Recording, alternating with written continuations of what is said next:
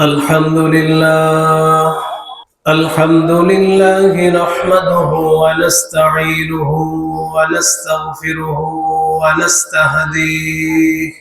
ونستهديه ونؤمن به ونتوكل عليه ونشكره ولا نكفره ونعوذ بالله من شرور أنفسنا ومن سيئات أعمالنا من يهده الله فلا مضل له ومن يضلله فلا هادي له ونشهد أن لا إله إلا الله وحده لا شريك له ونشهد أن سيدنا وسندنا وحبيبنا وقضيب قلوبنا ومولانا محمدا عبده ورسوله صلى الله عليه وعلى آله وأصحابه أما بعد فقد قال الله تعالى في كلامه المجيد والفرقانه الحميد أعوذ بالله من الشيطان الرجيم بسم الله الرحمن الرحيم والذين جاءوا من بعدهم يقولون ربنا اغفر لنا ولإخواننا الذين سبقونا بالإيمان وقال تعالى ربنا اغفر لي ولوالدي وللمؤمنين يوم يقوم الحساب وقال تعالى قال رب اغفر لي ولأخي وأدخلنا في رحمتك وأنت أرحم الراحمين وقال عليه الصلاة والسلام إذا مات الإنسان انقطع عنه عمله إلا من ثلاثة إلا من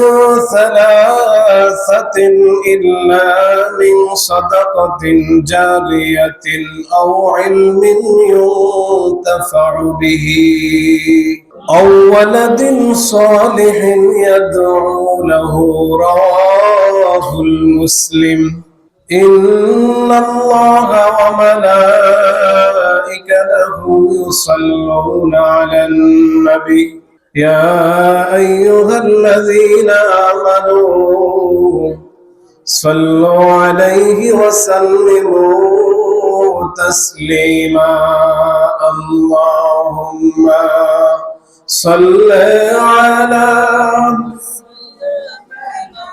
مولانا محمد وعلى آل سيدنا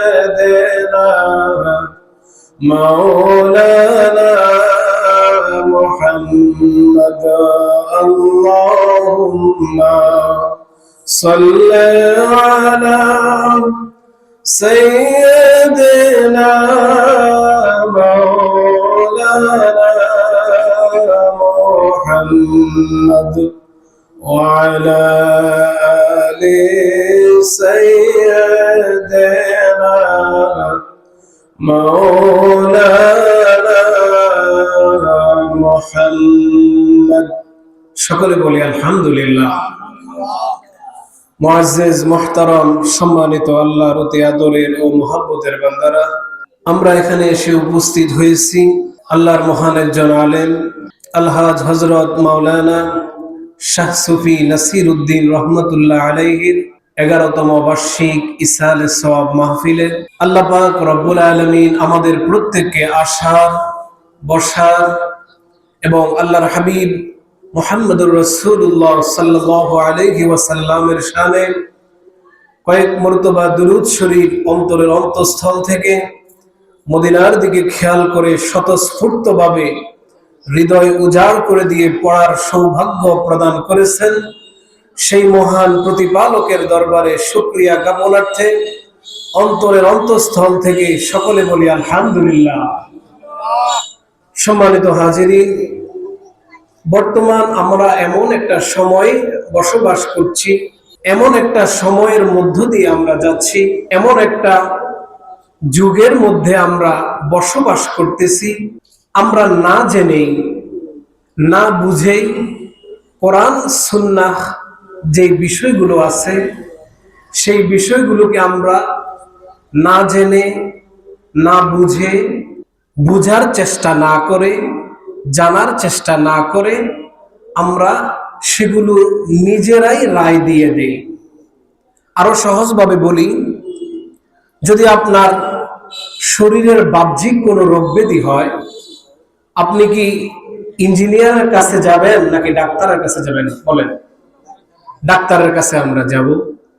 যদি আপনি বিল্ডিং তৈরি করতে যান, আপনি যদি ডাক্তার সাহেবকে বলেন যে ডাক্তার সাহেব আমাকে এই বিল্ডিংটা তৈরি করে দেন, এটা কি সম্ভব? আপনি যদি কোনো আলেমের কাছে আসেন, আলেম সাহেবকে যদি বলেন যে হুজুর আপনি কি করেন, এই রোগীর কি করেন, অপারেশন করেন, তার বুকটা আপনি ছিঁড়ে তার হাড়টা সার্জারি করেন, আলেম সাহেব কি সার্জারি করতে পারবে? আমরা যদি এগুলো বুঝে থাকি, আপনি গাড়ি চালাচ্ছেন, ড্রাইভার কি একজন থাকে নাকি 40 জন থাকে? বলেন। একজন থাকে। এখন মনে করেন কোন একটা গাড়িতে 40 জনের ড্রাইভার, যারা আছে সবাই ড্রাইভার, সকলেই কি গাড়ি চালানো বিশেষজ্ঞ। স্টিয়ারিং হচ্ছে একটা, কিন্তু আপনি যদি 40 জন যদি বলে যে আমরা সকলে মিলে গাড়ি চালাবো, গাড়িটা কি জায়গায় থাকবে না চলে যাবে? বলেন। অ্যাক্সিডেন্ট হবে না? হয়ে যাবে। ঠিক তদ্রূপ প্রত্যেকটা জগতের প্রত্যেকটা কাজ করার মতো আলাদা আলাদা বিশেষজ্ঞ মানুষ আছে না নাই? কথা বলেন। এই যে মাহফিলের প্যান্ডেলটা তৈরি হলো, আমাকে যদি বলেন এই প্যান্ডেলটা তৈরি করতে, আমি কি পারবো? কথা বলেন। পারবো না। যদি আমি, যারা প্যান্ডেলটা তৈরি করেছেন, আমি দেখেছি কত চিকন চিকন বাঁশের মধ্যে তারা কি করে, কথা বলেন, দাঁড়ায়। যদি আমি উঠি, আমি পরে কি হয়ে যাব, আমি হাত পা ভেঙে যাবে। চিন্তা করেন, এই সাধারণ একটা ক্ষুদ্র একটা সেন্স, এটা একটু মাথায় বসায়া দেন যে জগতের প্রত্যেকটা কাজ করার জন্য আল্লাহ পাক রব্বুল আলামিন আলাদা আলাদা বিশেষত্ব দিয়ে প্রত্যেকটা কাজ আল্লাহ পাক রব্বুল আলামিন আলাদা আলাদা গুণাবলী দিয়ে সেক্টর ভেদ করে আমাদের জন্য সেটা উপকারী করে তুলেছেন। সকলে বলি আলহামদুলিল্লাহ। এটা আমরা বুঝি না। আপনি যখন কোরআন সুন্নাহর কোনো মাসআলা জানতে যাবেন, কোরআন সুন্নাহর কোনো মাসআলা আপনি যখন জানার প্রয়োজন হবে, আপনি যদি ডাক্তার সাহেবের কাছে যান, ডাক্তার সাহেব আপনাকে মাসআলা দিয়ে দিচ্ছে। বর্তমান আমাদের সমাজে যেটা হচ্ছে, আমাদের পাড়া প্রতিবেশী, আমাদের মনে করেন রাষ্ট্রে, সমাজে যেটা হচ্ছে, আপনি ডাক্তারের কাছে যাচ্ছেন কোরআন হাদিসের মাসআলার জন্য। বলেন, ডাক্তার যদি কোরআন হাদিসের মাসআলা দেয়, সেটা কি সহি হবে না ভুল হবে? বলেন, ভুল হবে। আপনি যদি জজ, ব্যারিস্টার, উকিলের কাছে কোরআন সুন্নাহের বিষয় জানতে চান, সেটা কি আপনি জ্ঞানী পরিচয় দিলেন নাকি অজ্ঞতার পরিচয় দিলেন? কথা বলেন। অজ্ঞতার পরিচয় দিলেন। এটা আমাদেরকে বুঝতে হবে বাবা, ভাইয়েরা, এটা বুঝতে হবে। কার কাছে আমি দ্বীন শিখতে যাচ্ছি, যার কাছে আমি কোরআন সুন্নাহের জ্ঞান আমি লাভ করতে যাচ্ছি, আদৌ কি সে মাদ্রাসার বারান্দা দিয়ে হাঁটছে কিনা, মাদ্রাসা পড়াশোনা প্রথম জামাত থেকে শুরু করে সে কি টাইটেল পাস করেছে কিনা, সে কি অনার্স করেছে কিনা, কোরআন সুন্নাহের গবেষণা তার কতটুকু আছে, একটা ছেলে প্রথম শ্রেণী থেকে শুরু করে মাস্টার্স পর্যন্ত তার কমসে কম 15 বছর লেখাপড়া হয়। কত বছর বলেন? 15 বছর। 15 বছর কোরআন সুন্নাহ পড়ে, এরপরে আরো 10 থেকে 15 বছর কোরআন হাদিস গবেষণা করতে করতে কেটে যায়। চিন্তা করেন, তাহলে 30 বছর কোরআন হাদিস পড়ে, কোরআন হাদিস গবেষণা করে, কোরআন হাদিস ভালো মতো জেনে যে ব্যক্তি কথা বলবে তারটা সহি হবে, নাকি যে বাংলা পড়ে পড়ে, বাংলা কিতাব মোবাইলে যেগুলো পাওয়া যায় ওগুলো পড়ে পড়ে যে সমাজের মধ্যে, রাষ্ট্রের মধ্যে ফিতনা ছড়াবে, তারটা সঠিক হবে? বলেন, কারটা সঠিক হবে? যে কোরআন হাদিস কি করে, কথা বলেন না কেন, কোরআন হাদিস যেখানে শিক্ষা দেওয়া হয়, মাদ্রাসা, ইউনিভার্সিটি, যেগুলো কোরআন হাদিসের শিক্ষা কেন্দ্র, সেখানে কি করতে হবে, কথা বলেন, শিক্ষা অর্জন করতে হবে। তারপরে আপনি যখন পরিপূর্ণ হবেন তখন আপনি কি করবেন, মানুষের কাছে কোরআন হাদিসের বাণীগুলো প্রচার করবেন। যদি ওইটা না করেন, মোবাইলে অনেক অ্যাপস পাওয়া যায়, আপনি জানেন না কোরআনুল কারীমের কোন আয়াতটা মানসুখ। হযরত আলী রাদিয়াল্লাহু তাআলা আনহু ওনার জীবনীতে দেখেন, আলী রাদিয়াল্লাহু তাআলা আনহু যখন কোন মাহফিলের পাশ দিয়ে যেতেন, যখন কোন মাহফিলের পাশ দিয়ে উনি যখন গমন করতেন, সাথে সাথে সেখানে অবস্থান করতেন। সুবহানাল্লাহ বলুন। যেখানে মাহফিলের আওয়াজ শুনতেন সেখানে কি করতেন? আলী রাদিয়াল্লাহু তাআলা আনহু যেতেন। যাওয়ার পরে সেখানে যে সমস্ত বক্তাগণ, আল্লাহর আলেমগণ সেখানে আলোচনা করতেন, আলী কাররামাল্লাহু ওয়াজহাহু উনি জিজ্ঞাসা করতেন আলোচনার শেষে, ও ভাই, তুমি কি কোরআনের মধ্যে কোন জিনিসটা নাছে, কোন জিনিসটা মানসুখ? বাংলা ভাষায় আমরা যদি বলি কোরআনের কোন বিধানটা রহিত হয়ে গেছে, কোন বিধানটা এখনো বলবৎ আছে, কার্যকর আছে, এই বিষয়ে তোমার কোনো জ্ঞান আছে কিনা? কোরআনের মধ্যে কিছু কিছু আয়াতের বিধান কি হয়ে গেছে, কথা বলেন, রহিত হয়ে গেছে। কিছু কিছু আয়াতের বিধান, কিছু কিছু সূরার বিধান কার্যকর আছে। আলী রাদিয়াল্লাহু তাআলা আনহু ওনার খেলাফতের সময়ে উনি জিজ্ঞাসা করতেন যে তুমি কি কোরআনের মধ্যে যে কিছু কিছু বিষয় আছে, কিছু কিছু আয়াত আছে, কিছু কিছু সূরা আছে যেগুলোর বিধান এখন কি নাই, কথা বলেন, কার্যকর নাই, এগুলো আল্লাহ পাক রব্বুল আলামিন কোরআনের মাধ্যমে, কোরআনের অন্যত্র, কোরআনের অন্য সূরার দ্বারা, অন্য আয়াতের দ্বারা, হাদিসের দ্বারা বিধানগুলোকে রহিত করে দিয়েছেন। এই জ্ঞানটা কি তোমার আছে? বক্তা হা করে তাকায় থাকে।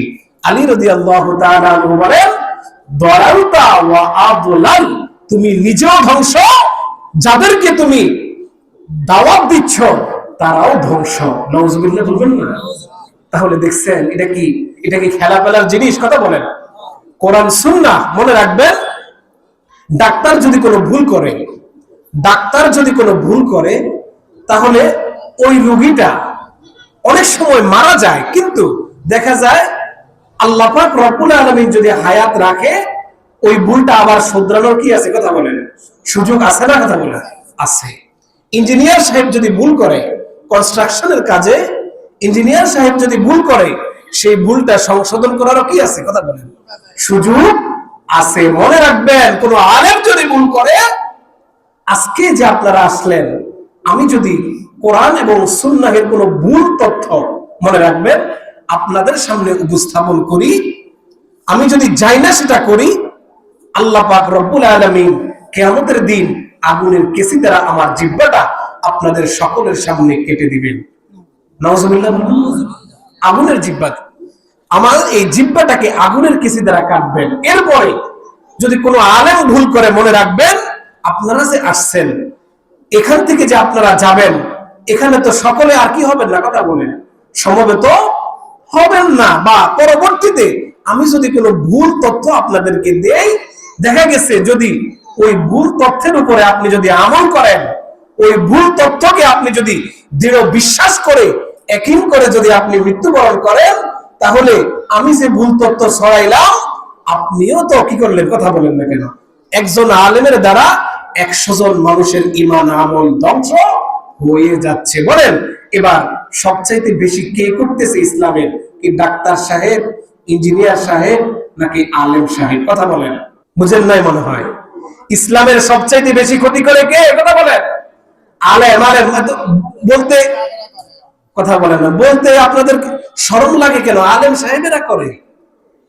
ইসলামের সবচাইতে বেশি ক্ষতি কাদের দ্বারা হয়? কথা বলেন।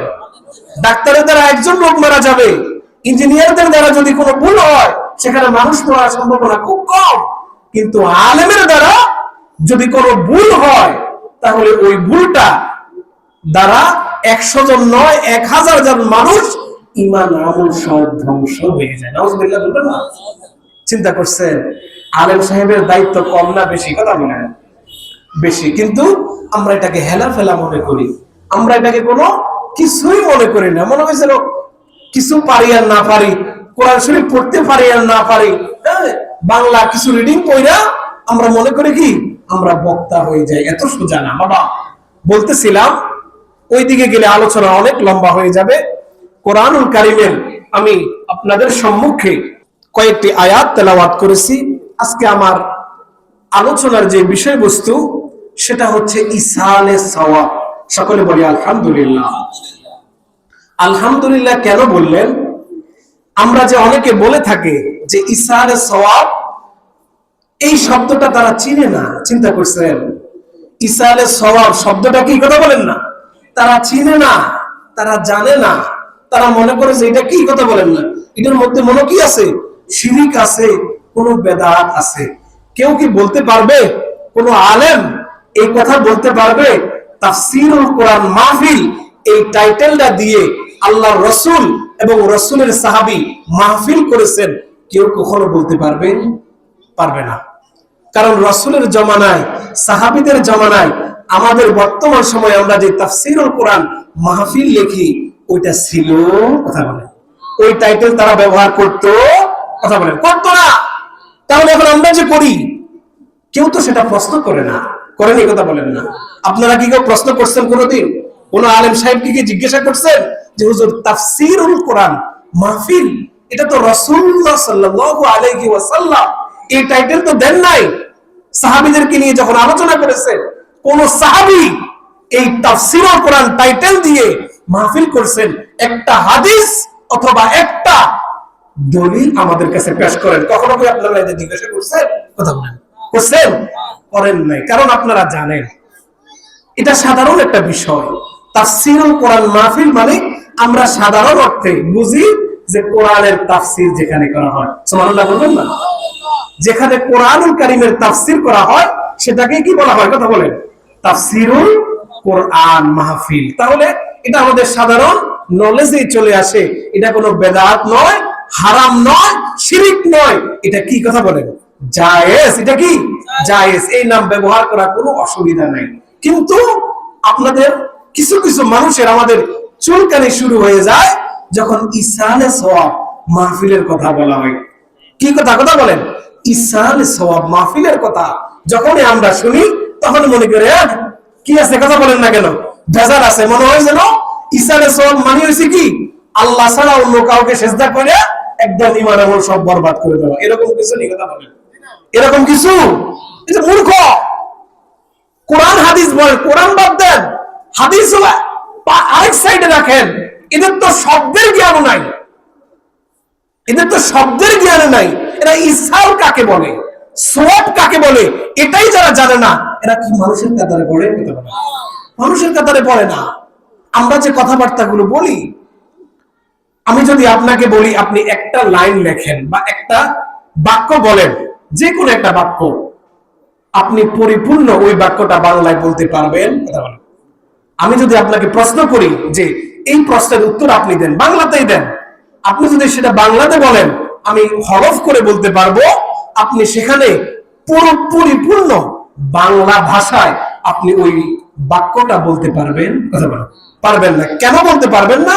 না পারার একটাই মাত্র কারণ, কারণ আমাদের কথাবার্তার মধ্যে আরবি, ফার্সি, উর্দু, পর্তুগিজ, এরপরে ফরাসি ইত্যাদি ভাষা সংমিশ্রণ কি? কথা বলেন আমাদের শব্দের মধ্যে কি হয়ে গেছে, হয়ে গেছে। আমরা মনে করেন আরো সহজ ভাষায় বলি, আমরা যে বলি নামাজ, নামাজ এটা কি শব্দ কথা বলেন? বাংলা শব্দ, ফার্সি শব্দ। আরবিতে নামাজকে কি বলা হয় কথা বলেন? সালাত। বাংলাতে কি বলা হয়? না, বাংলাতে কি বলা হয়? কথা বলেন না। এই তো আমরা কিন্তু জানি না, চিন্তা করছেন? আরবি আর ফার্সি জানি, কথা বলেন না কেন? বাংলা কি, কথা বলেন না কেন? বাংলা জানি, বাংলা হচ্ছে প্রার্থনা করা। কি করা, কথা বলেন না? প্রার্থনা করা। কেউ কি বলেননি আমি আজকে প্রার্থনা করে আসছি একটু আগে মসজিদ থেকে? এই কথা কেউ বলেন? বলেননি, কথা বলেন না? বলি না বাবা, এটা বুঝতে হবে তো শব্দের কোন শব্দটা বা আরবি, কোন শব্দটা বাংলা, কোন শব্দটা ইংরেজি, কোন শব্দটা ফার্সি, কোন শব্দটা উর্দু। আগে তো শব্দের কি করতে হবে, কথা বলেন? শব্দটা বুঝতে হবে, এরপরে ওই শব্দটা জায়েজ না না জায়েজ প্রয়োগ করা, সেটা পরে। আপনি কোন ছেলে ভাষাই জানে না, আপনি যদি ওই ছেলেরে গ্রামার দিয়ে দেন, গ্রামার মানে ব্যাকরণ, ওই ছেলে বাংলা জানাই না মনে করেন, ওই ছেলে ইংরেজি ভাষাই জানে না, আপনি সারা বছর তারে ব্যাকরণ পড়াইলে সে বুঝবে? বুঝবে না। আগে তাকে ভাষা সম্পর্কে জ্ঞান দিতে হবে। আলোচনা ওইদিকে যাব না, অনেক লম্বা হয়ে যাবে। বলতেছিলাম যে ইসালে সওয়াবে যে আমরা টাইটেলটা দিলাম, এটা কি আদৌ কি কোরআন সুন্নাহ সম্মত কিনা ইনশাআল্লাহ আমরা দেখব।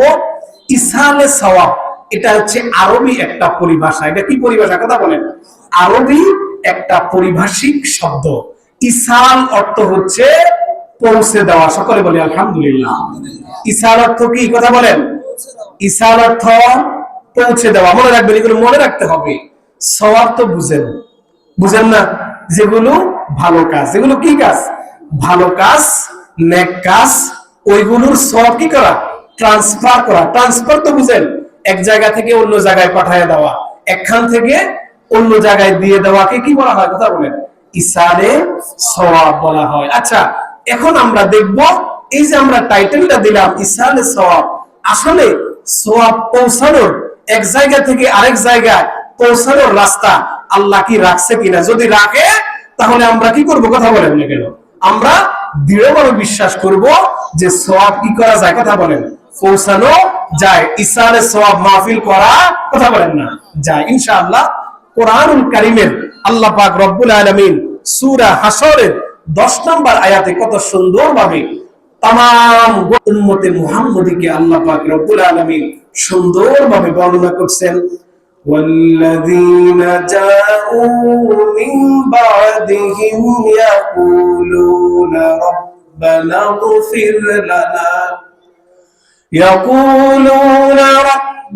اغفر لنا ولإخواننا الذين سبقونا بالإيمان। সকলে বলি আল্লাহু আকবার। আল্লাহ পাক রব্বুল আলামিন সূরা হাসরের 10 নম্বর আয়াতে উম্মতে মুহাম্মদী সহ तमाम বিশ্ববাসীকে, যারা মুমিন মুসলমান ইমানদার নিজেদেরকে পরিচয় আমরা দেই, তাদেরকে আল্লাহ পাক রব্বুল আলামিন বলতেছেন ওয়াল্লাযীনা জাউ মিন বা'দিহি। ও আমার বান্দা বান্দিরা, তোমরা শুনে রাখো, তোমাদের পূর্বে যারা গত হয়েছেন। এক কথায় এই আয়াতের তাফসিরে তাফসীর কারকগণ লেখেন আল্লাহ পাক রব্বুল আলামিন এই আয়াত দ্বারা সাহাবায়ে কেরামকে বুঝিয়েছেন। সকলে বলি সুবহানাল্লাহ। ওয়াল্লাযীনা জাউ মিন বা'দিহিম, তোমাদের পূর্বে যে সমস্ত সাহাবীরা, আমার যে সমস্ত নেককার বান্দারা এই পৃথিবীর জমিন থেকে আল্লাহর কাছে চলে গিয়েছেন, ওই সমস্ত বান্দা বান্দীদের জন্য তোমরা কি করো, রব্বানা গফির লানা ওয়া লিইখওয়ানিনা, ওই সমস্ত বান্দা বান্দীদের জন্য তোমরা আমার কাছে ফরিয়াদ করো, আমার কাছে তোমরা তাদের মাগফিরাত কামনা করো, তাদের জন্য তোমরা সওয়াব পৌঁছাও। ওয়া লিইখওয়ানিনা, এবং তোমরা কি করো, তোমাদের ভাই বারাদার, তোমাদের আত্মীয় স্বজন, তোমাদের পাড়া প্রতিবেশী, তোমাদের দাদা, তোমাদের বাবা, তোমাদের এক কথায় তোমাদের ঊর্ধ্বতন যে সমস্ত মানুষগুলো এই পৃথিবীর জমিন ছেড়ে আখিরাতের প্রথম স্তরে চলে গিয়েছেন, তাদের জন্য তোমরা আমার কাছে ক্ষমা প্রার্থনা করো। তাহলে আমরা কি পাইলাম? কথা বলেন।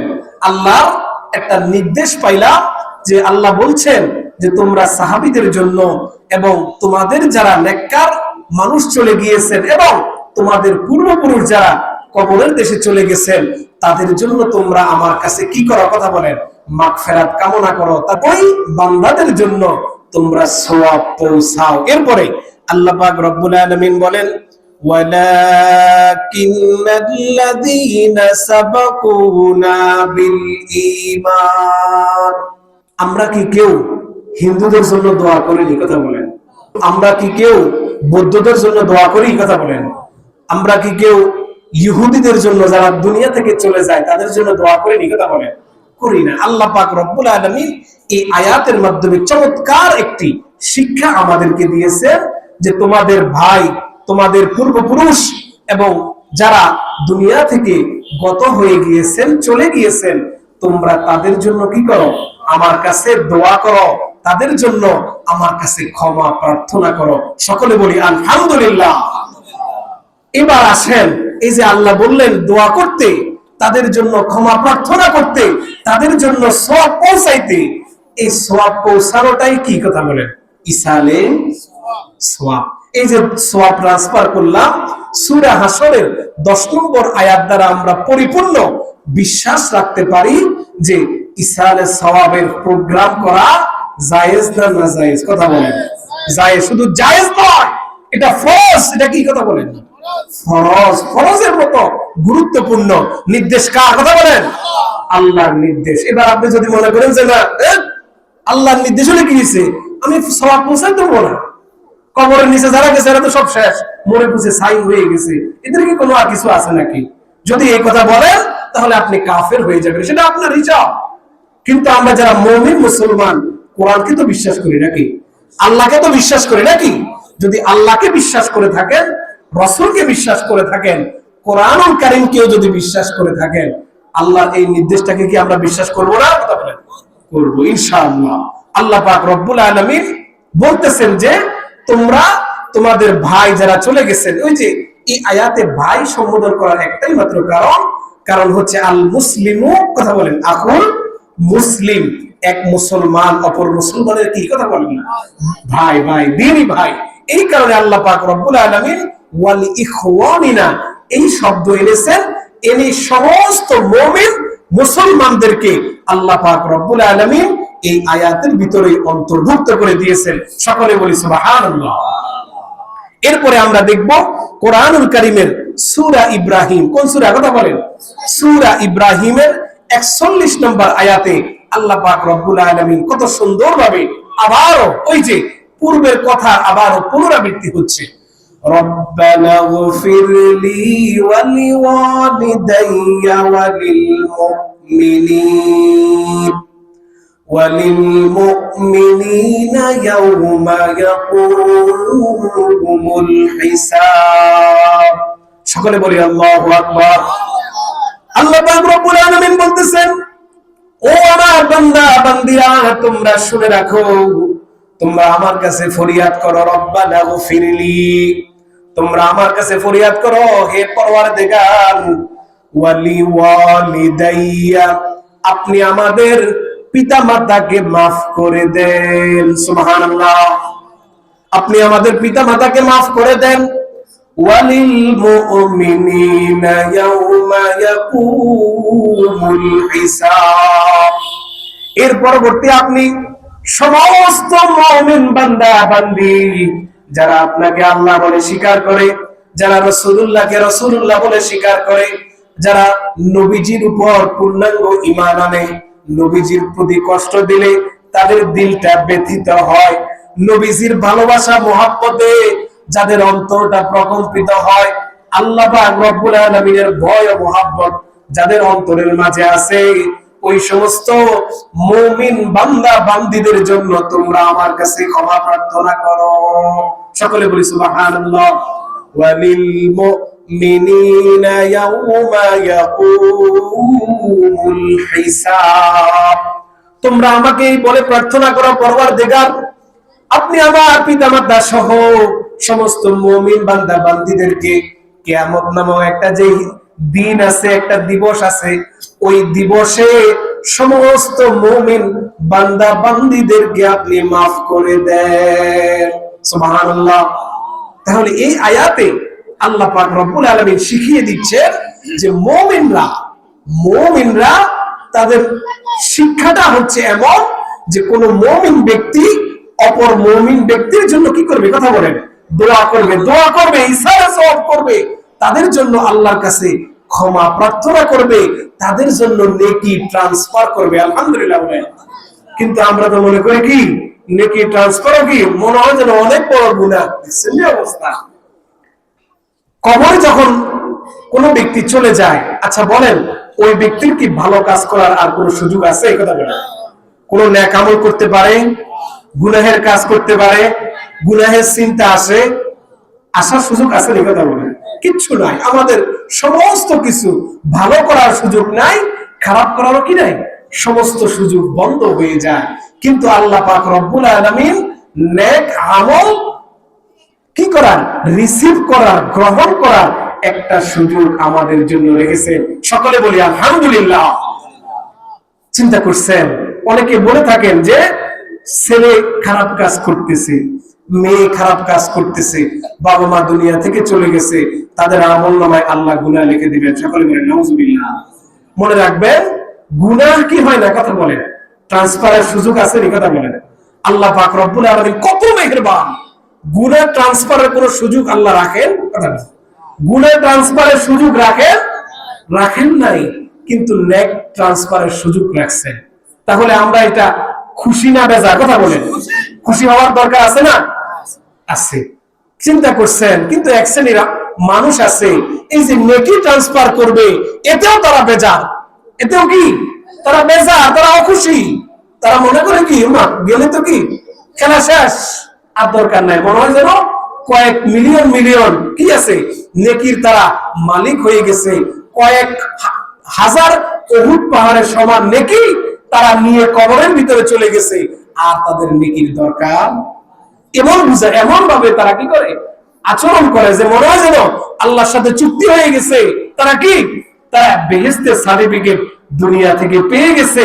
বেহেশতের সার্টিফিকেট পাইয়া তারা কি করে, তারা সুন্দরভাবে দুনিয়ার জমিনে চলাফেরা করে, আর মনে করে যে আমাদের আর কি নাই। কথা বলেন।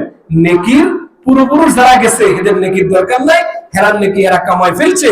আমরাও যখন কবরে যাব, কবরে যাওয়ার আগে আমরা নেকি আমরা কামাই ফেলবো। দেখছেন এই অবস্থা। তাহলে বুঝেন এরা কি আসলে কি আদৌ কি মুসলমানের কাতারে পড়ে? কথা বলেন। মুসলমানের কাতারে পড়ে না ইনশাআল্লাহ। এরপরে আল্লাহ পাক রব্বুল আলামিন কোরআনুল কারীমের সূরা আরাফের 151 নম্বর আয়াত। আমি কোরআনের আয়াতগুলো বলতেছি একটাই মাত্র কারণ ইনশাআল্লাহ পরবর্তীতে আপনাদের সম্মুখে এই বিষয়ে আলোকপাত করব। অল্প সময়ে আমি আগে এটা ব্রিফ করে দিচ্ছি। আল্লাহ পাক রব্বুল আলামিন সূরা আরাফের 151 নম্বর আয়াতে ঠিক ওই বিষয়টাকে আবারও পুনরাবৃত্তি করতেছেন। তাহলে চিন্তা করেন, আল্লাহ চাইলে কোরআনে একবারও যদি একবার, কয়বার? কথা বলেন। নামাজের কথা কোরআনে একবার বললেও তো হইতো না? কথা বলেন না। কোরআনে বারবার একটা জিনিস সম্পর্কে আল্লাহ পাক রব্বুল আলামিনের কোন কিছু সম্পর্কে বারবার বলার মানে হলো ওই জিনিসের গুরুত্ব, কথা বলেন, অপরিসীম, অধিক বেশি। তাহলে এই জিনিসের গুরুত্ব যদি না থাকতো আল্লাহ এই সুযোগ রাখতেন না।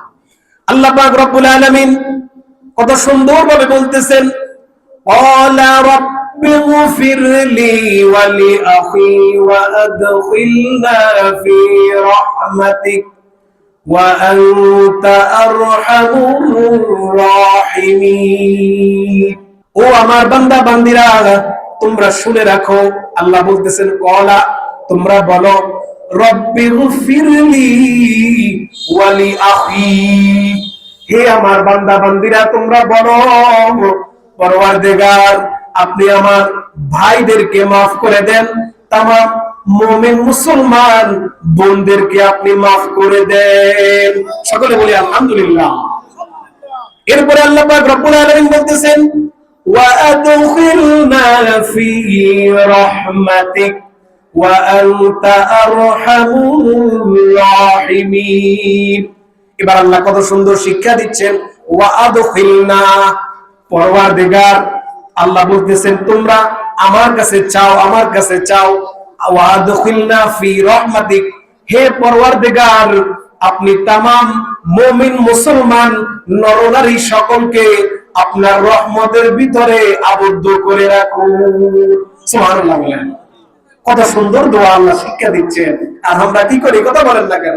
আমরা মনে করি কি না, দোয়ার দরকার কি, দোয়ার কোনো দরকার নাই, সমস্ত দোয়া কি নামাজ পড়তেছি ওইটাও তো দোয়া। চিন্তা করছেন, কোন নামাজ পড়ে ওইটাই তো দোয়া হয়ে যায়, আর দোয়ার দরকার কি? অথচ আল্লাহ কি বলতেছেন, ক্বালা রাব্বিগফিরলি ওয়া লি আখি ওয়াদখিলনা ফি রাহমাতিক, তুমি তোমার ভাইদের, মুসলমান ভাই মুসলমান বোনদের জন্য দোয়া করো, আল্লাহ পাক রব্বুল আলামিনের রহমত যেন তাদের অবিরত তাদের উপর বর্ষণ হয়, তোমরা আমার কাছে এই বলে দোয়া করো। সকলে বলি আলহামদুলিল্লাহ। ওয়া আনতা আরহামুর রাহিমিন। আল্লাহ পাক রব্বুল আলামিন বলেন আমি হচ্ছি সর্বশ্রেষ্ঠ দয়ালু। সুবহানাল্লাহ। আচ্ছা, বর্তমান মনে করেন আমাদের দুনিয়ার জমিনে আমাদেরকে পিতা এবং মাতা, মা এবং বাবার মধ্যে সবচাইতে বেশি মহব্বত কে করে বলেন? মা। এক বাক্যে বলেন কে করে? মা। সবচাইতে বেশি। আপনি যত খারাপ কাজই করেন না কেন, আপনি যত মায়ের অবাধ্যই হন না কেন, মাকে কোনো কারণে যত যে পরিমাণ কষ্টই আপনি দেন না কেন, সেম ওই কষ্টটা যদি বাবাকে দেন, বাবা আপনাকে কি করবে? কথা বলেন না কেন? ফিটাইবে না? কথা বলেন না? বাবা শাসন করবে, কিন্তু বাবা শাসনের পরে আপনাকে আমাকে কাছে কে টেনে নেয়? কথা বলেন? মা। চিন্তা করেন, একটা মা যদি সামান্যতম কোন পরিমাণ হয় না, ওই দয়া ওই মায়া আল্লাহর পক্ষ থেকে একটা মা যদি পায়, সামান্য পরিমাণ দয়া পাওয়ার কারণে, যেই দয়ার কোনো আল্লাহর কাছে কোনো হিসাব নাই, ওই সামান্য দয়ার কারণে আমাদের মা যদি আমাদের প্রতি এত দয়াবান হয়, যে মহান আল্লাহ পাক রব্বুল আলামিন আমাদেরকে সৃষ্টি করেছেন, যার কাছে দয়া মায়ার সাগর, উনি কত বড় দয়াশীল হবেন সেটার কোনো কল্পনা করা যাবে? কথা বলেন, যাবে না। আল্লাহ পাক রব্বুল আলামিন বলতেছেন আমি হচ্ছি সর্বশ্রেষ্ঠ দয়ালু, তোমরা আমার কাছে চাও, আমি তোমাদেরকে অফুরন্ত জিনিস দিয়ে দিব। সকলে বলি আলহামদুলিল্লাহ। আমরা এই কোরআনের যে তিনটা আয়াত পড়লাম, একটা সূরা আরাফ থেকে, একটা সূরা ইব্রাহিম থেকে, এরপরে একটা সূরা হাশর থেকে, তিনটা আয়াতে আমরা এই জিনিসটা ক্লিয়ার কাট হয়ে আমরা বুঝে গেছি যে কোরআনুল কারীমের নির্দেশগুলো মৃত ব্যক্তিদের জন্য কি পৌঁছানো। কথা বলেন সওয়াব। কথা বলেন না কেন? সওয়াব পৌঁছানোর নির্দেশ কার? কথা বলেন আল্লাহ। নির্দেশ কার? আল্লাহ। এই যে আমরা আজকে যে এই মাহফিলের, ইসালে সওয়াবের মাহফিলের আয়োজন আমরা করেছি, উদ্দেশ্য কি? কথা বলেন না কেন? নাসির উদ্দিন রহমাতুল্লাহ আলাইহি ওনার রুহানিয়াতে কি পৌঁছাবো আমরা? কথা বলেন না, সওয়াব পৌঁছাবো। আজকে যে আলোচনা হচ্ছে, কোরআনের আলোচনা হচ্ছে, হাদিসের কথা হবে, এরপরে আমরা আরো যে আনুষঙ্গিক জিকির আজকার সহ আরো যে মিলাদ সহ যাহা কিছু হবে, সকল কিছুর সওয়াব আল্লাহ কার আমল নামায় পৌঁছাবে? কথা বলেন নাসিরউদ্দিন রহমাতুল্লাহ আলাইহির আমল নামায় আল্লাহ পৌঁছাবে। এরপরে আমরা যে করতেছি আমাদের আমল নামায় যাবে কিনা? কথা বলেন যাবে। আমাদের পূর্বপুরুষদের আমল নামায় যাবে কিনা? কথা বলেন না, যাবে। আমরা তো দোয়া করতে তো আমরা একজনের জন্য কি করি না, দোয়া করি সকলের জন্য। আল্লাহ বলছেন ওয়া আদখিলনা, তোমরা সকলের জন্য কি করো? কথা বলেন না, সকলের জন্য, একসাথে সকলের জন্য দোয়া করো। আমি কি করব? মনে করেন আল্লাহ যদি রহমত করে, সকলকে কি করবেন? কথা বলেন না কেন? রহমত আল্লাহ পাক রব্বুল আলামিন করবেন। আলহামদুলিল্লাহ। এইবার আমরা দেখব হাদিসের আলোকে, অল্প সময় বেশি নাই, এই কারণে আমি অল্প সময়ের মধ্যে চেষ্টা করব বিষয়টাকে সম্পূর্ণরূপে শেষ করতে। সহিহুল মুসলিম, মুসলিম শরীফের হাদিস, রাসূলুল্লাহ সাল্লাল্লাহু আলাইহি ওয়াসাল্লামের একজন বিশিষ্ট সাহাবী হযরত আবু হুরায়রা রাদিয়াল্লাহু তাআলা আনহু থেকে রওয়ায়াত। হাদিস কানা عن نبي هريرة رضي الله عنه قال قال رسول الله صلى الله عليه وسلم ইদা মাতাল ইনসানু ইনকাতা আনহু আমালুহু ইল্লা মিন সালাসাতিন। সকলে বলি আলহামদুলিল্লাহ। আল্লাহর হাবিব মুহাম্মদুর রাসূলুল্লাহ সাল্লাল্লাহু আলাইহি ওয়াসাল্লাম বলেন, ইদা মাতাল ইনসানু, যখন কোন ব্যক্তি মারা যায়, ইনকাতা আনহু আমালুহু ইল্লা মিন সালাসাতিন, দুনিয়ার সকল আমলনামা তার জন্য বন্ধ হয়ে যায়, ইল্লা ব্যতিরেকে, মিন সালাসাতিন, তিনটা আমল তার জন্য খোলা থাকে। সুবহানাল্লাহ বলবেন না? তিনটা নাজাতের জারিয়া, তিন রাস্তায় তার জন্য সওয়াব পৌঁছতে থাকে। সকলে বলি আলহামদুলিল্লাহ। আমাদের ওই রাস্তাগুলো জানার দরকার আছে না নাই? কথা বলেন, আছে না নাই? কথা বলেন না? আছে। যাদের দরকার নাই তারা নাম নিয়ে পড়ে থাকুক, কিন্তু আমাদের কি আছে? কথা বলেন না? আমাদের দরকার আছে। এরপরে রাসূলুল্লাহ সাল্লাল্লাহু আলাইহি ওয়াসাল্লাম বলতেছেন, ইল্লা মিন সাদাকাতিন জারিয়া। সকলে বলি আলহামদুলিল্লাহ।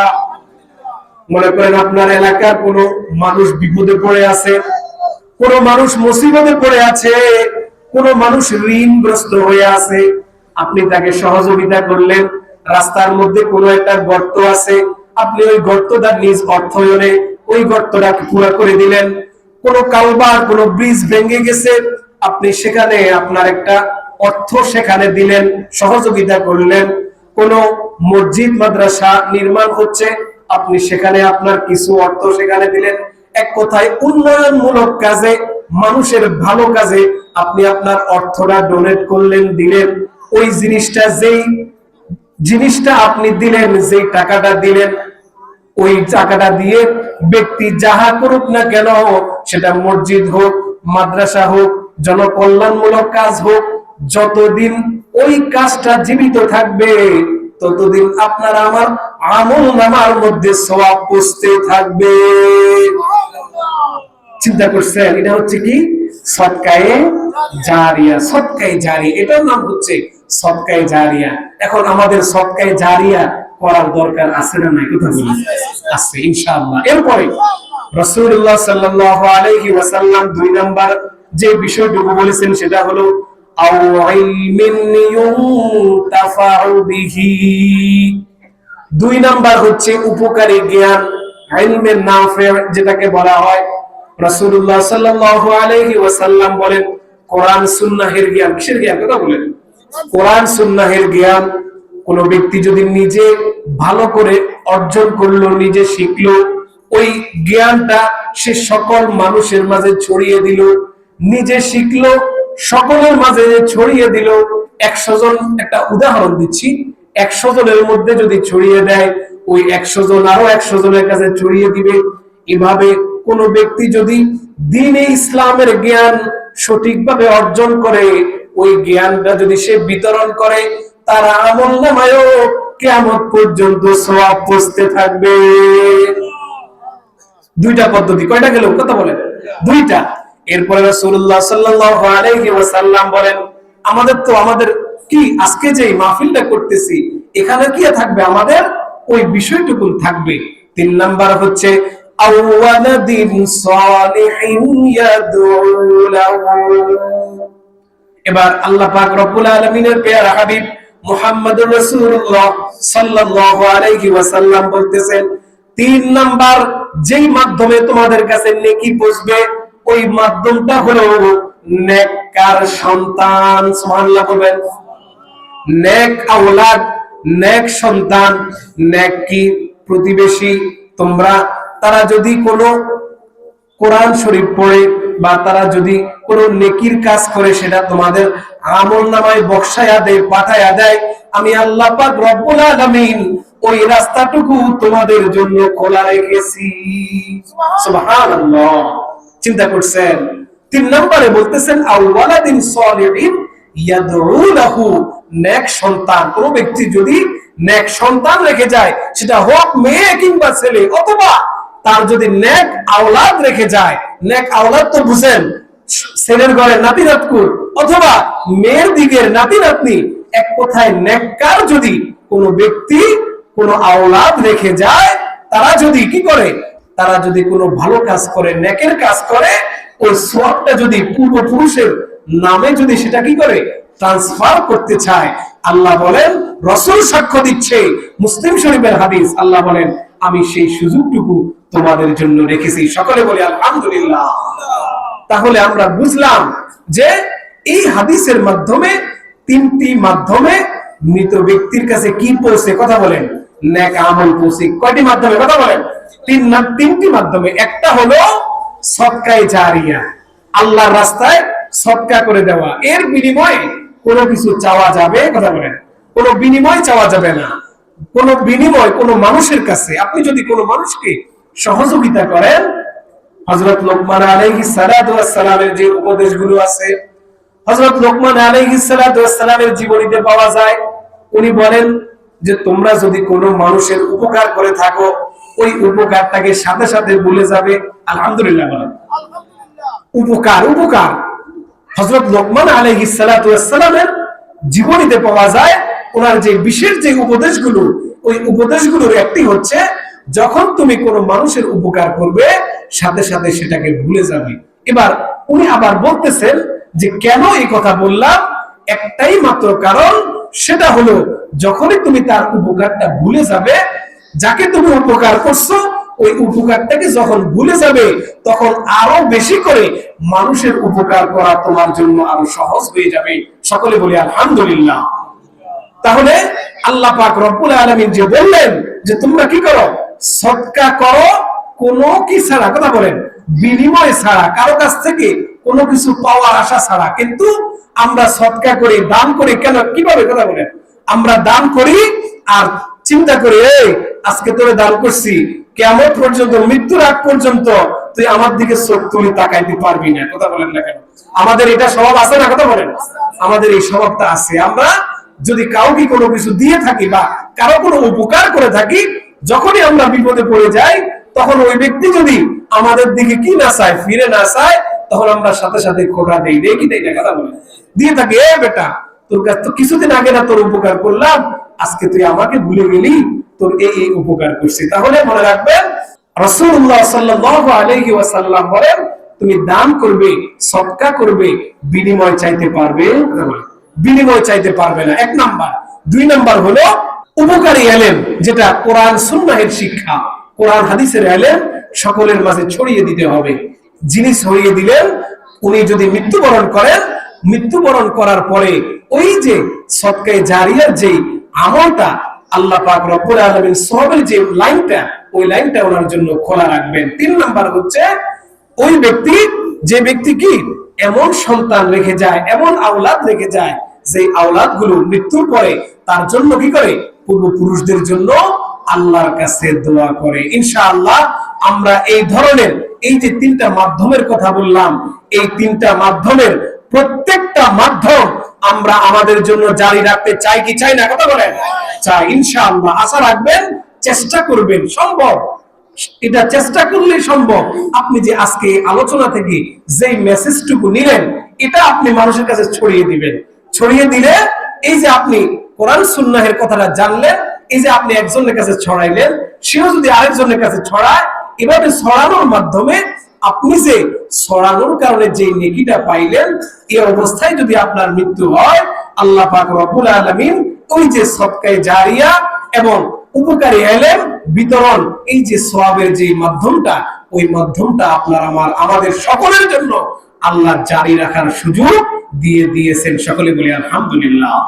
এটার জন্য এমন না আপনি আলেমে হতে হবে, মনে রাখবেন উপকারী জ্ঞান ছড়িয়ে দেওয়ার জন্য আপনাকে আলেম হতে হবে, এই ধরনের কোনো শর্ত কি, কথা বলে, এই ধরনের কোনো শর্ত নাই।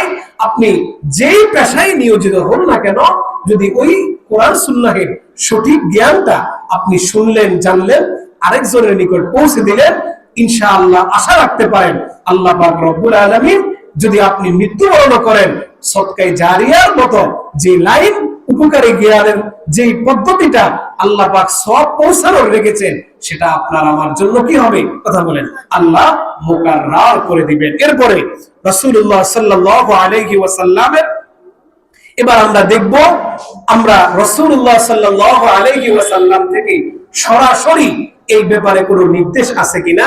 এক ব্যক্তি হযরত আনাস রাদিয়াল্লাহু তাআলা থেকে বর্ণিত, তিনি বলেন এক ব্যক্তি রাসূলুল্লাহ সাল্লাল্লাহু আলাইহি ওয়াসাল্লামকে উদ্দেশ্য করে বললেন, ইয়া রাসূলুল্লাহ, ইয়া হাবিবাল্লাহ, আমার মা দুনিয়া থেকে চলে গেছে, এখন আমি আমার মায়ের জন্য কোনো কিছু করতে পারবো কিনা? সকলে আলহামদুলিল্লাহ বলেন।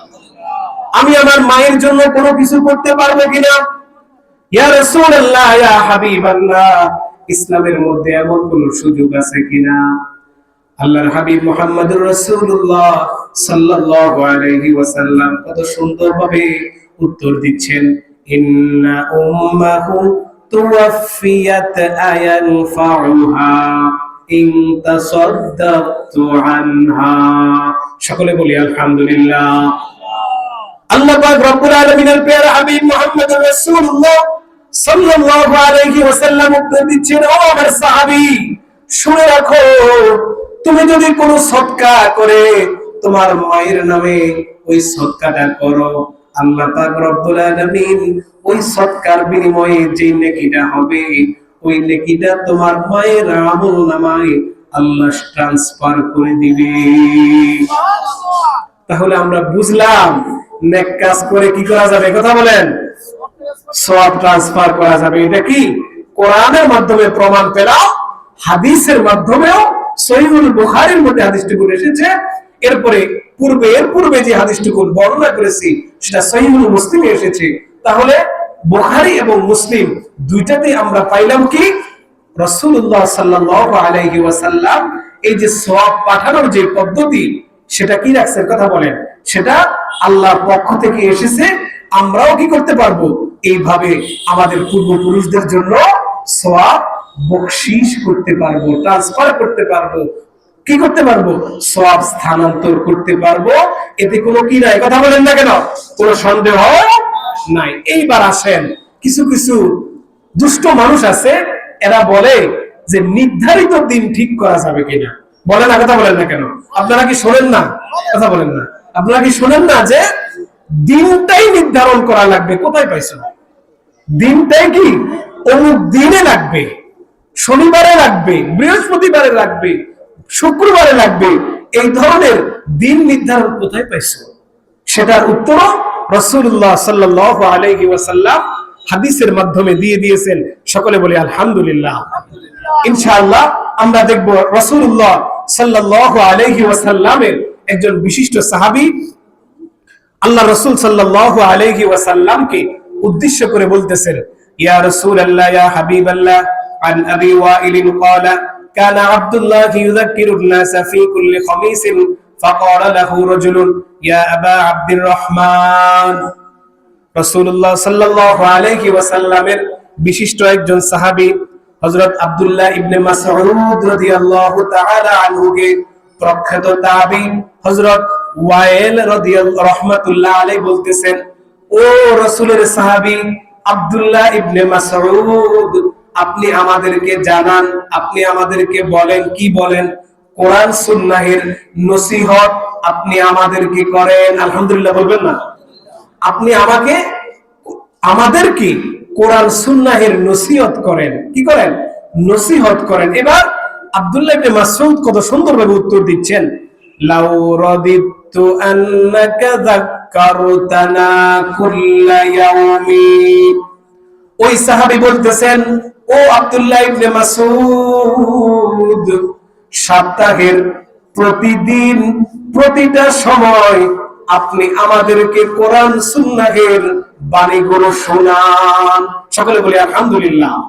সপ্তাহের প্রতিদিন কি করেন? আমাদেরকে কোরআন সুন্নাহের বাণীগুলো আমাদেরকে শোনান। এই হাদিসের মধ্যে এসেছে আব্দুল্লাহ ইবনে মাসউদ রাদিয়াল্লাহু তাআলা আনহু প্রত্যেক সপ্তাহের বৃহস্পতিবার, কি বার? কথা বলেন, বৃহস্পতিবার তিনি কি করতেন? একটা তালিমি জলসা করতেন। সেখানে ইসলামী যে বিধিবিধানগুলো সেগুলো মানুষের কাছে কি করতেন? সেগুলো প্রচার করতেন। ওই মজলিসে একজন সাহাবী বললেন যে কি আব্দুল্লাহ ইবনে মাসউদ রাদিয়াল্লাহু তাআলা আনহু, আপনি কি করেন? প্রতিদিনে আমাদের কাছে কোরআন সুন্নাহের কথাগুলো বলেন। আচ্ছা, এই যে ওই সাহাবীটা যে বললো, ওই সাহাবীর ঈমান আর সকলের ঈমান কি এক? কথা বলেন না কেন? এই যে মনে করেন আপনাদের সম্মুখে আমি আলোচনা করতেছি, এখন যদি আপনারা যদি কোনো বিরতি না পান, কোনো কি পান, লাগাতার কন্টিনিউয়াসলি প্রতিদিনই যদি এই ধরনের আলোচনা শুনেন, আপনাদের মনের মাঝে কি আসবে? একটা বিরক্তি। কথা বলেন, যতই নেকি আপনি পাক্কা ইমানদারে হন না কেন, আপনার মনের মধ্যে একটা কি আসবে? বিরক্তি ভাব আসবে। হযরত আব্দুল্লাহ ইবনে মাসউদ রাদিয়াল্লাহু তাআলা আনহু বলতেছেন, এবার খেয়াল করেন তিনি কি বলতেছেন, আমা ইন্নাহু ইয়ামনাউনি মিন যালিকা আন্নী আকরাহু আন উমাল্লিকু। আব্দুল্লাহ ইবনে মাসউদ রাদিয়াল্লাহু তাআলা আনহু বলতেছেন, তোমরা আমার কাছে যে জিনিসটা চাইছো, প্রতিদিন তোমাদেরকে আমি কোরআন সুন্নাহ থেকে নসিহত করি। ও সাহাবী শুনে রাখো, যদি তোমাদেরকে আমি কোরআন সুন্নাহের নসিহত গুলো প্রতিদিন তোমাদেরকে করি, তাহলে তোমরা তোমাদের চেহারার মধ্যে বিরক্তির ভাব ফুটে উঠবে। সুবহানাল্লাহ বলবেন না? তোমাদের কাছে অলসতা চলে আসবে, বিরক্তি ভাব চলে আসবে। এরপর বলতেছেন, ওয়া ইন্নী আতাখাওয়ালুকুম বিল মাউইযাতি কানান নাবিয়্যু সাল্লাল্লাহু আলাইহি ওয়াসাল্লাম ইয়াতাখাওয়ালুনা বিহা মাখাফাতাস সামাতি আলাইনা। এবার আব্দুল্লাহ ইবনে মাসউদ বলতেছেন যে আমি তোমাদেরকে প্রতিদিন যদি এভাবে নসিহত করি, তোমরা সেটা সহ্য করতে পারবে? কথা বলেন, তোমাদের সেটা ভালো লাগবে না। এই কারণে আমি প্রত্যেক সপ্তাহের বৃহস্পতিবার তোমাদেরকে কি করি? কথা বলেন না কেন, তোমাদেরকে এই দিনটা নির্ধারণ করে তোমাদেরকে কোরআন হাদিসের কথাগুলো বলি। এবং আমি রাসূলুল্লাহকেও দেখেছি, আমি রাসূলকেও দেখেছি এভাবে। আব্দুল্লাহ ইবনে মাসউদ বলছেন, আমি রাসূলকেও দেখেছি, রাসূলুল্লাহ সাল্লাল্লাহু আলাইহি ওয়াসাল্লাম যখনই কোনো আলোচনা করতেন, সাহাবায়ে কেরামের চেহারাটা রাসূলের সামনে ফুটে উঠতো। সকলে বলি আলহামদুলিল্লাহ। রাসূলুল্লাহ সাল্লাল্লাহু আলাইহি ওয়াসাল্লাম, আব্দুল্লাহ ইবনে মাসউদ বলেন, রাসূল আমাদের চেহারা ফলো করতেন, যখনই আমাদের মাঝে ওই ধরনের ক্লান্তি, আমাদের মধ্যে দুর্বলতা প্রকাশ পেত, সাথে সাথে রাসূল আলোচনা বন্ধ করে দিতেন। সকলে বলি আল্লাহু আকবার। তাহলে বোঝা যায় কোরআন সুন্নাহের আলোচনাও সব সময় কি কথা বলেন, প্রতিদিন প্রতিনিয়ত 24 ঘন্টা শোনা যায় না। এটা সব সময় শোনা যায় না। এটা কি আমাদের মাঝে ক্লান্তি চলে আসে। তাহলে আমরা বলতেছিলাম ওই যে দিনটা নির্ধারণ, আব্দুল্লাহ ইবনে মাসউদ রাদিয়াল্লাহু তাআলা আনহু এই যে রিওয়ায়াতটুকু আমরা পেলাম, বুখারীর মধ্যে এসেছে যে আব্দুল্লাহ ইবনে মাসউদ প্রত্যেক সপ্তাহের বৃহস্পতিবার, কি বার কথা বলেন, ইয়াউমুল খামিস, বৃহস্পতিবার একটা দিন নির্ধারণ করে, বৃহস্পতিবারই নির্ধারণ করে ওই দিনে সাহাবীদের নিকট কোরআন সুন্নাহের বাণীগুলো প্রচার করতেন। আচ্ছা, এখন আপনি যদি বলেন আব্দুল্লাহ ইবনে মাসউদ বৃহস্পতিবারে কেন নির্ধারণ করলেন? শুক্রবারে তো করতে পারতেন, পারতেন না? বা শনিবারও করতে পারতেন, রবিবারও করতে পারতেন। এখন আব্দুল্লাহ ইবনে মাসউদ দিন নির্ধারণ করে ভুল কাজ করছেন, আমরা ঠিক কাজ করি, ঈমান থাকবে? ঈমান থাকবে না? কথা বলেন না কেন? থাকবে না। মনে রাখবেন, নেক আমল করার জন্য স্পেশাল কোন দিন প্রয়োজন হয়? কথা বলেন, স্পেশাল কোন দিন যে ওই দিনটাই লাগবে এমন কোন কথা নেই। যে কোনো দিন, যে কোনো সময়ে কি করতে পারি? আমরা চাইলে নেক আমলের কাজগুলো আমরা বেশি বেশি করে কি করতে পারি? করতে পারি। তাতে কোনো কি নাই? কথা বলেন, কোনো সন্দেহ নয় বা তাতে কোনো সমস্যা নেই। এই যে এতক্ষণ বললাম, আপনাদের কাছে কোরআন এবং হাদিসের রেফারেন্স গুলো যদি না দিতাম তাহলে তো চলতো নাকি? কথা বলেন, কোরআন হাদিসের রেফারেন্স গুলো না দিয়া যদি আমি এগুলো মনে করেন বাংলা ভাষায় হাদিসের ইবারত গুলো, কোরআনের আয়াত গুলো না বলে বাংলায় যদি আপনাদেরকে বলতাম, তাহলে আপনারা বুঝতেন না? কথা বলেন না, বুঝতেন কিনা? কথা বলেন, বুঝতেন। কিন্তু এই যে বাংলায় বললাম, পাশাপাশি আরবিটাও বললাম, কোরআনের আয়াতও বললাম, হাদিসও বললাম, এটা বলার একটাই মাত্র কারণ, আমাদের সহজাত একটা প্রবৃত্তি আছে। এটা আমাদের মানুষের কি সহজাত একটা প্রবৃত্তি, আমাদের একটা খাসলতে বলতে পারেন। মানুষ আমরা, আমাদের একটা খাসলত হলো আমরা দুই জিনিসে বিশ্বাসী। কয় জিনিস? কথা বলেন, দুই জিনিস। একটা হচ্ছে ইলমুল ইয়াকিন, আরেকটা হচ্ছে আইনুল ইয়াকিন। সকলে বলি আলহামদুলিল্লাহ। দুইটা জিনিস। কয়টা জিনিসে বিশ্বাসী আমরা? কথা বলেন, দুইটা জিনিস। এক নাম্বার হচ্ছে ইলমুল ইয়াকিন। ইলমুল ইয়াকিন মানে কি? কোরআন সত্য, হাদিস সত্য, আল্লাহ সত্য, নবী সত্য, নবী সত্য এবং জান্নাত, জাহান্নাম, আখিরাত সবকিছুই সত্য, এগুলো আছে, এগুলো বিশ্বাস করি। এটা হচ্ছে কি কথা বলেন, ইলমুল ইয়াকিন। এই যে আমরা কেউ কি জাহান্নাম দেখছি? কথা বলেন। জান্নাত দেখছি, আল্লাহকে দেখছি, পরকাল দেখছি? দেখি নাই, কিন্তু এগুলো আমরা জানি, এগুলো বিশ্বাস করা লাগবে। আমরা জানি, দেখি নাই, কিন্তু বিশ্বাস আমাদের আছে যে এগুলো সত্য। এটা হচ্ছে ইলমুল ইয়াকিন। 2 নাম্বার হচ্ছে আইনুল ইয়াকিন। এটা হচ্ছে সবচাইতে পাকাপোক্ত। এটা কি কথা বলেন, সবচাইতে পাকাপোক্ত। এখন কোন ব্যক্তি যদি রাস্তা দিয়ে হাঁটতেছে, উদাহরণ দিচ্ছি, উদাহরণ, কোন ব্যক্তি রাস্তা দিয়ে হাঁটতেছে, হঠাৎ করে সে দেখলো তার সামনে বিশাল একটা, কি কথা বলেন, সাগর। একটা কথার কথা বলতেছি, তার সামনে বিশাল একটা সাগর। ওই ব্যক্তি তার চোখ দিয়ে দেখছে। এখন যারা দেখে নাই, যারা কি ওই সাগরটা দেখে নাই, তাদেরকে কি আপনি যতই বুঝান, যতই ইলমের জ্ঞান তাদেরকে দেন, ওই ব্যক্তি কি ওই সাগরটা যে চোখ দিয়া দেখছে আর যে শুনে বিশ্বাস করছে, দোনোজনের একই কি সমান হবে? দোনোজনের একই কি সমান হবে? হবে না। ইব্রাহিম আলাইহিস সালাতু ওয়াস সালাম আল্লাহর কাছে ফরিয়াদ করলেন, পরওয়ারদিগার আপনি আমাকে কি করেন, ওয়া ইয ক্বালা ইব্রাহিম রাব্বি আরিনি কাইফা তুহয়িল মাউতা। সকলে বলি আল্লাহু আকবার। অল্প সময় শেষ করে দিচ্ছি। ইব্রাহিম আলাইহিস সালাতু ওয়াস সালাম বলেন, পরওয়ারদিগার কিভাবে আপনি মৃত থেকে জীবিত করবেন? মৃত থেকে, ইব্রাহিম আলাইহিস সালাম কি ছিলেন? কথা বলেন, আল্লাহর একজন নবী ছিলেন।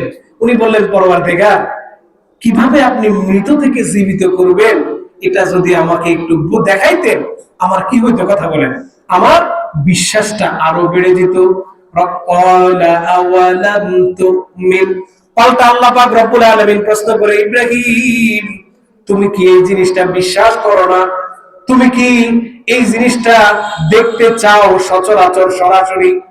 ইব্রাহিম আলাইহিস সালাতু ওয়াস সালাম বললেন, ক্বালা বালা ওয়ালাকিন লিয়াতমাইন্না কলবি। সকলে বলি আল্লাহু আকবার। এই যে একটু আগে বললাম কেন আমি দলিলগুলো দিয়েছি, ইব্রাহিম আলাইহিস সালাতু ওয়াস সালাম বললেন, ক্বালা বালা, হ্যাঁ পরওয়ারদিগার, ওয়ালাকিন লিয়াতমাইন্না কলবি, আপনি মৃত থেকে জীবিত করতে পারেন, এই জিনিসটা আমার বিশ্বাস আছে, কিন্তু আমার অন্তরের একটু প্রশান্তি দরকার। সুবহানাল্লাহ বলেন, অন্তরে একটু প্রশান্তি দরকার। আমি বিশ্বাস করি যে আপনি মৃত থেকে জীবিত করতে পারেন, ওয়ালাকিন, লেকিন লিয়াতমাইন্না কলবি, অন্তরে একটু শান্তি দরকার। পরওয়ারদিগার আপনি কি করেন, আমাকে একটু দেখান। অনেক লম্বা আলোচনা, শর্ট করে বলছি। এরপরে আল্লাহ পাক রব্বুল আলামিন বললেন, ইব্রাহিম 4টা পাখি আনো। কয়টা পাখি? কথা বলেন, 4টা পাখি আনো। 4টা পাখি আনলেন, বলে এগুলোকে তোমার পোষ মানাও, পোষ মানিয়ে সেগুলোকে জবাই করে গোস্তগুলো টুকরো টুকরো করে হাড় পালক গুলো একসাথে মিক্স করে 4টা পাহাড়ে তুমি রেখে আসো। এইবার রেখে এসে সেখানে তুমি নিচে এসে তুমি এবার ওই পাখিগুলোর মাথা তোমার হাতে নিয়ে পাখিগুলোকে ডাক দাও, পাখিগুলো তোমার কাছে চলে আসবে। সকলে বলি আল্লাহু আকবার। সাথে সাথে ইব্রাহিম আলাইহিস সালাতু ওয়াস সালাম যখন ডাক দিলেন, আল্লাহ পাক রব্বুল আলামিনের হুকুমে ওই পাখিগুলো, গোস্তগুলো, হাড়গুলো ইব্রাহিম আলাইহিস সালাতু ওয়াস সালামের দিকে দৌড়ে দৌড়ে এসে একসাথ হয়ে মাথাটা সেখানে ফিট হয়ে পাখিগুলো আবার জীবিত হয়ে গেল। এই যে বললাম, ইব্রাহিম আলাইহিস সালাতু ওয়াস সালামের মাধ্যমে আল্লাহ যে নিদর্শনটুকু দেখাইলেন, এর একটাই মাত্র উদ্দেশ্য, সেটা হলো অস্বাভাবিক যে অলৌকিক যে ঘটনাগুলো, ওই ঘটনাগুলো যদি আমাদের সামনে ঘটে, ঈমানটা কি হয়ে যায়? কথা বলেন না কেন? মজবুত হয়ে যায়, বিশ্বাসটা আরো গাঢ় হয়ে যায়। এই কারণে আপনাদের সামনে কোরআনের কথা বললাম, কোরআনের কোন জায়গায় আছে সেটাও বললাম, হাদিসের কথা বললাম, হাদিসের নাম্বার সহ বললাম। এই কারণ, অন্য কোনো কারণ নয়, নিজের বাহাদুরি প্রকাশ নয়। ইনশাআল্লাহ আল্লাহ পাক রব্বুল আলামিন যেন আমাদেরকে আমাদের পূর্বপুরুষদের আমলনামায় বেশি বেশি করে ইসালে সওয়াব পৌঁছানোর তৌফিক দান করেন। সকলে বলুন আমিন। ওয়া আখির দাওয়ানা আলহামদুলিল্লাহি রাব্বিল আলামিন।